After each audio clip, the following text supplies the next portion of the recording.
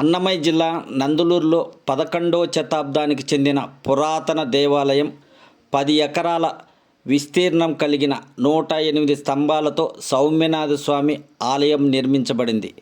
ఇది కడప నుంచి 45 కిలోమీటర్లు, రాజంపేట నుంచి 10 కిలోమీటర్లలో ఉంటుంది. ఒకసారి మహావిష్ణువు నారద మహర్షి కోరికపై భూలోకంలో వింతలను చూస్తూ చేయేరు పరిసరాలకు వచ్చి అక్కడ ప్రశాంతత వాతావరణానికి ముగ్ధుడైనాడట. నారద మహర్షి విష్ణుమూర్తి ముఖంలో ప్రశాంతతను, సంతోషాన్ని గమనించి కలియుగంలో ఇదే నదీ తీరంలో కొలువై భక్తులను బ్రోవమని ప్రార్థించడంతో నారద మహర్షి కోరిక మేరకు బహుదా నది తీరంలో సౌమ్యనాథ స్వామి పేరుతో శిలారూపం ధరించాడని స్థల పురాణాలు చెబుతున్నాయి. కొందరు నారద మహర్షి ఈ సౌమ్యనాథ స్వామిని స్వయంగా ప్రతిష్ఠించాడని చెబుతారు. ఈ ఆలయానికి 120 ఎకరాల మాన్యం ఉన్నట్లు ఆలయ శాసనంలో ఉంది.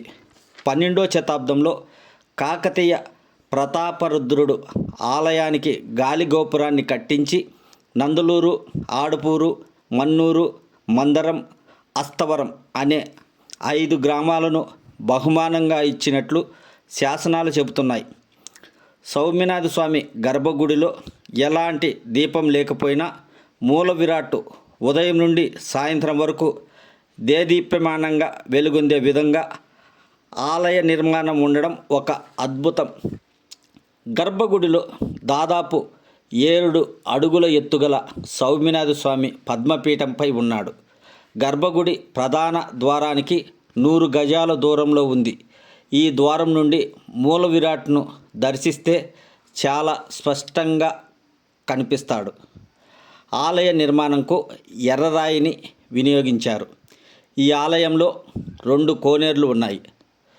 సంవత్సరంలో ఏదో ఒకరోజు సూర్యోదయం కిరణాలు స్వామివారి పాదాలపై ప్రసరించే విధంగా శిల్పులు ఆలయాన్ని నిర్మించారు. సౌమ్యనాథ స్వామి ఆలయంలో ప్రతి ఏడాది ఉత్సవాలు అంగరంగ వైభవంగా జరుగుతాయి. ఈ ఏడాది జూలై 14వ తేదీ నుంచి స్వామివారి బ్రహ్మోత్సవాలు జరగనున్నాయి. 14వ తేదీ ధ్వజారోహణం, 15వ తేదీ హంసవాహనంపై స్వామివారి ఊరేగింపు, 16వ తేదీ సింహవాహనంపై స్వామివారి ఊరేగింపు, 17వ తేదీ హనుమంత వాహనం, 18వ తేదీ గరుడ వాహన ఉత్సవాలు జరుగుతాయి. 20వ తేదీ కళ్యాణం, 21వ తేదీ రథోత్సవం, 22వ తేదీ చక్ర స్నానం, 22వ తేదీ పుష్పయాగంతో ఉత్సవాలు ముగుస్తాయి. ఉత్సవాలు తిలకించడానికి జిల్లా నలుమూలల నుండి పెద్ద సంఖ్యలో భక్తులు తరలివస్తారు.